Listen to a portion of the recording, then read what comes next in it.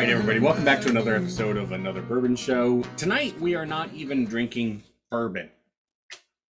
The fuck are we doing? Like, what have we come to, guys? We're not drinking bourbon 2 episodes in a row. Last week, we didn't even drink fucking whiskey. We should just call ourselves Another Show. That'd really catch on. That'd be great Another SEO. show. No, but tonight we're drinking something really close to bourbon. Tonight we're going to be drinking some Gentleman Jack.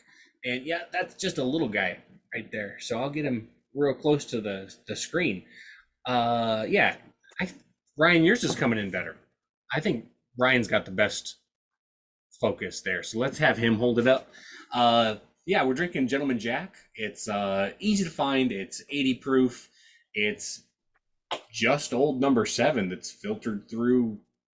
It's gone through the Lincoln County process a second time, basically.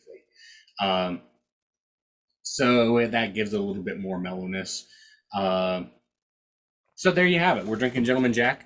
You can see that all three of us are drinking 50 ml bottles. Picked up mine for, I don't know, just shy of $5, something like that. But before we do anything else, Steven, what do you think of that label? Well, I was trying to think earlier of what one element makes this so recognizable on the shelf, besides like the little Jack Daniels thing, which at least on this is not super noticeable. But other than it's saying Jack Daniels from a distance, how is it that you can tell so easily that this is a Jack product? And I think it's just because it says Jack in the name. Like, can you make a whiskey product and put Jack up there and it not be a Jack Daniels product? I feel like it's just illegal. Like, you can't even say the word Jack. Like, I think that the Jack Daniels branding is so strong that just saying Jack is all you need. So when I typically score stuff for being recognizable from a distance, just the name Jack, I think, does a lot of work for this guy, because otherwise it looks a little bit like Rossville Union. Mm-hmm. But either way, it's a cool looking bottle.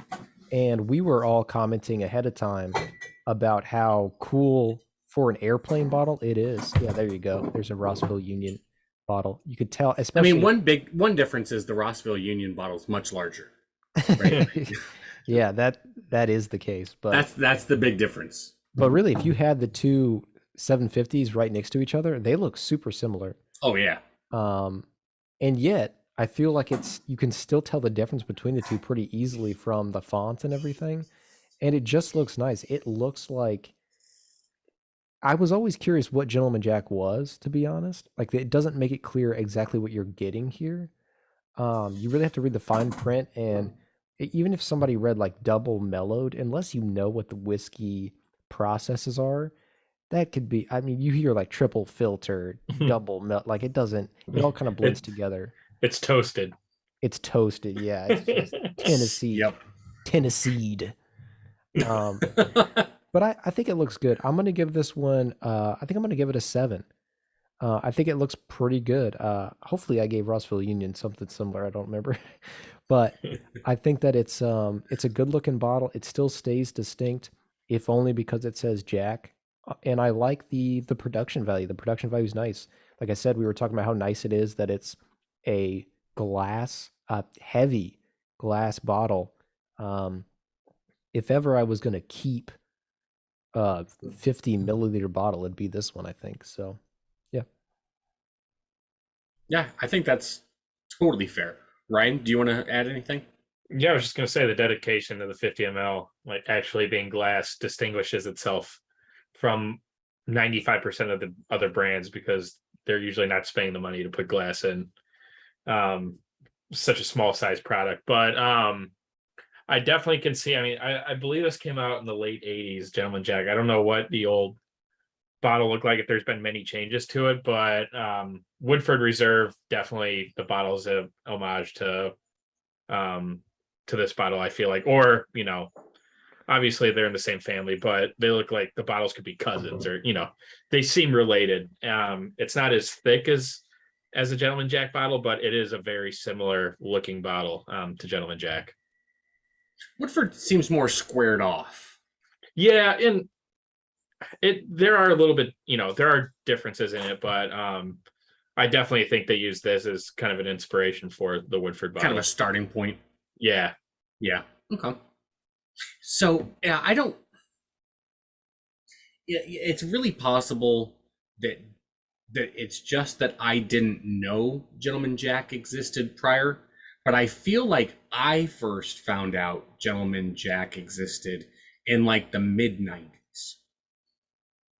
And no, I was not 21 yet, but we all know that I was definitely buying and drinking whiskey before I was 21. So I'm But we for do some not reason condone this, you two. we don't condone it. It's a Like, bad idea. And Dan's It's looking do as I disgusting. say, not as I do, type of a thing. But I feel like it was more like 94 or 95 when I first found out that it existed. And I did used to love Jack Daniels. I still love Jack Daniels. I think that Jack Daniels is like for a value, like what you're paying versus what you're drinking, Jack is way the fuck up there, right? Like it's hard to beat Jack Daniels. The flavor you're getting at 80 proof for the price you're paying is hard to beat. So, but I also don't think I've ever drank Gentleman Jack. I just learned of its existence. So, hey, is Yukon Jack Daniels also? No, that is owned by Sazerac. Okay. I thought of that whenever Steven was saying about whiskey and the name Jack. And I didn't know. So I thought that was a fair question. Maybe at one point it was, but the past few years Sazerac has bought a bunch of sort of the lower tier Brown Forman items, but Yukon Jack wasn't one of those in the past few years. It's Okay. mainly early times that you saw, Canadian Mist, benchmark Jack. so yeah, Old number 8. old number 8. Yeah, we get it. Yeah. What's the price differential on this to regular Jack? Pretty significant. Yeah. So that's going to be our test. Yeah. So when it was out an hour and a half, 2 hours ago to grab that, it seemed like the 750 milliliters were going for about $32, like in that low $30 price range. Whereas, of course, Old Number 7 you can get for 18 to 20 bucks. Yeah, Brian, is that your experience? You'll see it on sale. Sometimes it'll go down to $27.99, $28.99. Everyday price I usually see is around $30 to $32.99. Yeah. And then Old Number 7 is in that just shy of $20 normally. They've taken some price increases the last 3 or 4 years. Used to be able to find Old Number 7, regularly, like $16.99, $17.99, $18.99. Most grocery store chains are going to be right at like $19.99, $20.99, but independent liquor stores, I mean, Jack 750 is 23 to 25 bucks in some places. Oh, really? Okay. Yeah. So, you adjust for this, it's probably $35 in those stores. Okay. For gentlemen. Now, do you guys, you asked earlier, or you mentioned earlier, Stephen, about the double mellowing. Do you guys know what that is? Does the average listener need to know what that is? Is it the charcoal filtering? Is that all it is? Yeah. So the Lincoln County process is that it gets filtered through sugar maple charcoal before it goes in the barrel. This goes through that filter twice. That's it. And what does that supposedly do? Supposedly it mellows it and adds character and additional flavor. That's my understanding of it. Ryan, from a learned perspective, I think you hit it right on the dot. Okay. Yeah. Why don't more places do that or try that? Like I don't hear too many distilleries, like Stumpy's, for instance, never has done, or I shouldn't say that never has done, but I haven't heard of them doing any of the same charcoal filtering.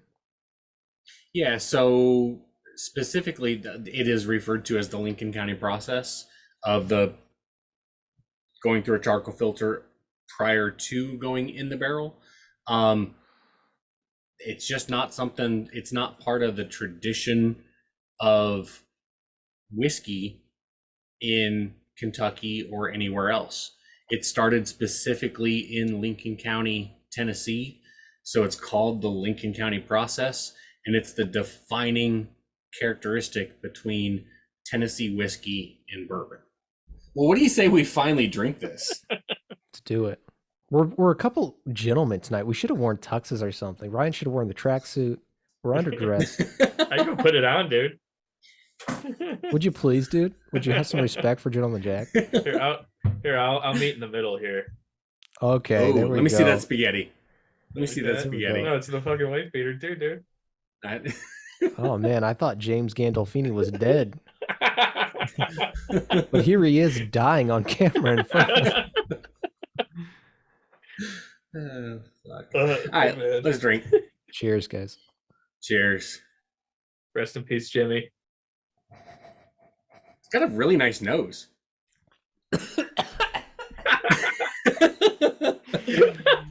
Do you always call him Jimmy?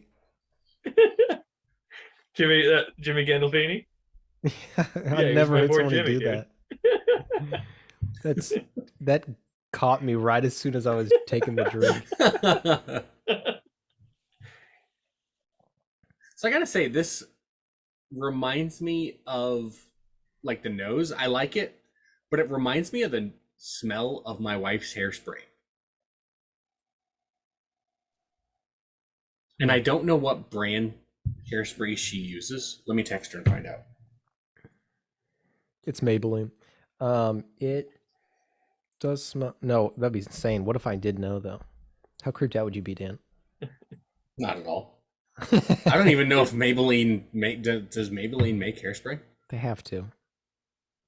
That was such a safe joke on my part. Also look that up. Ask her if Maybelline makes hairspray.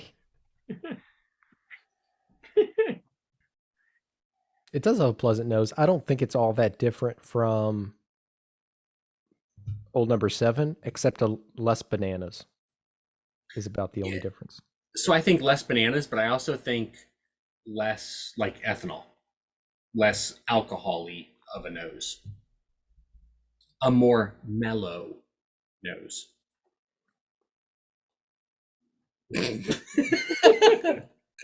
So my wife's hairspray is big, sexy hair.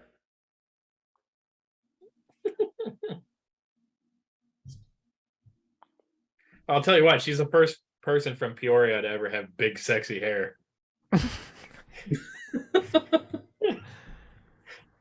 It's usually old coal miner hair, going out there, whatever the hell they did in Peoria back in the day.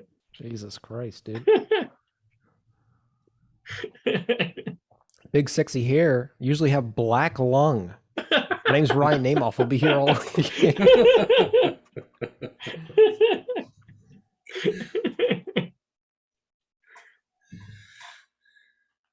All right, I'm going to take my first sip. I do get a little like maple syrupiness too, the nose. Yeah, I can smell when I'm really huffing now. I can smell what you're talking about, Dan. It's almost like a chapstick type smell as well, like a cherry chapstick. I could see that as well. And again, I want to make sure that it doesn't come across as negative. It's just a weird connection, right? And it is pleasant. It's like the cherry chapstick. If you remember the brand like Lip Smackers from back in the day, it's like not real cherry. You know what I mean? It's like that. It's like that medicinal, artificial, fake cherry. Sure, yeah. Yeah. Even for chapstick cherry, it's like different than that. Even like it's like the lightest, weirdest, waxy cherry. That's what this smells like a little bit if you really huff it. Yeah, I could see that for sure. So sipping it, very mellow. Yeah, but it is mellow. I don't disagree. But I'm like, what part of that is just, that's kind of how it is at 80 proof. Yeah, my issue with it is if you're paying $10-12 more a bottle, I wish it was a 90 proofer. Give us a little, just a little more of what Jack Daniels can be at a higher proof, you know? And I get it's going through the process a second time, but I would just I would just get a little more bite because that's very easy to drink. There's no burn. And if we were It's drinking kind of this, sorry, Dan. you. I was going to say if we're now drinking this in a time where Jack Daniel's Bonded also exists. So like even with what you're talking about, Ryan, I mean I've seen Jack Daniel's Bonded for like I think $30 around. So if this is more than that, I think you're competing there, even if it's 90 proof. So Yeah, I know the bonded 50% alcohol. So I got a bottle of that last week and I was drinking it. And I mean, it's a good bottle, you know. Puts there's a hug, nice finish to it. And not saying this doesn't have that, it's just very even keeled. So I'll say it then. This does not have a hug. I'll say that flat out. This does not have a hug, in my opinion, at all. Like it's got a long finish. Like I can still taste it in my mouth, but I get no hug at all. The taste it's got like a funkiness in the taste to it, like uh not like kind of like mothballs, like a mothball smell type of a taste. I'm not sure I've ever smelled mothballs. Neither have I'm No. aware of that being like a smell that people will reference, but I don't know that I've ever smelled it. I feel like it's pretty much just Jack Daniels without the extra bite. But also not the sweetness. Yeah. I'm not getting the sweetness from it the way I get from a Jack Daniels. I disagree that there's no finish. I think there is some, but I think it's. I said said no that hug. there was a finish. Oh, I said there meant is hug. a finish. Yeah, no you're right. hug. You're right. I'm wrong, but I meant Okay. hug. I Okay. think there is a little bit of a hug to it. I don't think it's great, and I think I have to take a pretty big swig to taste that or feel it. But I think it can be there, but it's not even for 80 proof. It's not much. That's fair. Kind of reminds me of Brothers Bond. In Yeah. a way. Yeah, Yeah. I could see that. Just goes to show you look at Michter's at a lot of their stuff's like 83 proof. Just how much more complex in 83 proof Michter's is than any standard bourbon that is 80 proof. Yep.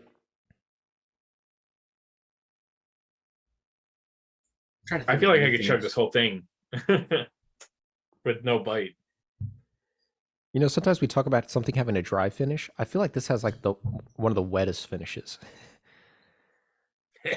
I agree. And like looking at the legs on my glass. So I pointed at you because I felt that that's where you're going with it, because I feel the exact same way. Looks like the inside of a rain gauge after a rain outside.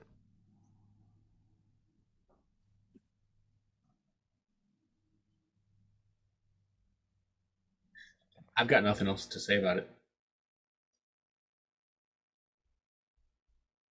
Let's rate the fucker. Let's do it. We can bullshit more if we want to, but let's rate it. Well, yeah. You guys go first because I haven't even thought about a score yet. 3.8. Wow. I don't like it. I don't like it. Give me old number 7. I would take old number 7 over this, even if it's the same price. Do you think Beam is better? Yeah, I do. Wow. 3.8. It's funky. It's mildewy. I I don't really get that from mine. Like, It I don't get doesn't. that mildew funkiness. It doesn't have any sweetness to it. It Was yours sitting in a is window by any chance, Dan? Yeah. no, it wasn't. It was sitting on the rack at the cashier counter of Friar Tuck in Edwardsville. Yeah, I'm not digging it at all. I would rather have Old Number 7. I would rather have Jim Beam White Label. That's it. 3.8. I don't like it. You want me to go, Ryan? Yeah. I'm gonna give it a 5.9. I like it better than, a Jim Beam White Label, but I get what you're saying, Dan. I have less of the funky note, I think, than you do, but I still sense it being there, and so that's why I'm still going pretty low. Um, I have a hard time finding out who I'd recommend this one to, because one of the other ones that I think of in terms of like my confusion on what to rate it was the Jim Beam, like the double oaked Jim Beam Black. Um, and I think that was another one where I'm like, I don't know exactly who I'd recommend this to. And then I remember you saying, Dan, that you were like, well, if you really love oaky stuff, which seems obvious, but that's who you'd recommend it to. And I'm sure I'll have that moment later where I realize, oh yeah, that's who I'd recommend it to. But right now, I guess I would just say hardcore fans of Jack Daniels, maybe. I mean, if you really, really like Jack Daniels and you're trying it for all their products, that's all I can come up with right now for who this would be good for. If you just want to try all the Jack products, then you might like it. But it's just unremarkable. Like, I can't really think of much more else to say about it. Like, that's why we got so far into this episode and we're like, I don't have anything else to say about it. It's kind of one note. It's not terrible, but it's hard to recommend. So that's where I'm at with my score. Yeah. I'll piggyback pretty much what you said, Steven. It just, I'm gonna call it a one-trick pony, but I feel like for the price you should get a little more out of it, of what's being offered. I mean, I love the buy, it stands out on a shelf, it looks really cool, but at the end of the day, you're paying 10-12 bucks more for something that's also 80 proof, that is a little easier to drink than Jack Daniels. I mean, I know we talk about we don't get that sweetness in it as much, maybe a little toned down banana. I feel like I could just chug this and drink it and not really feel anything after. It wouldn't hurt to drink, and I like to feel that hurt a little bit, if that makes sense, because you get something out of that. I don't really feel like you get that with this. Stephen brought up a good point with the bonded now, and then there's the triple mash. And then if you want to spend 20 bucks more, you could just go up to Jack Daniel's single barrel, 25 bucks more, which is what I would do. I'm just going to go an even round score, 6.0. I do like it more than Jim Beam White, but I'm not going to go anything above 6.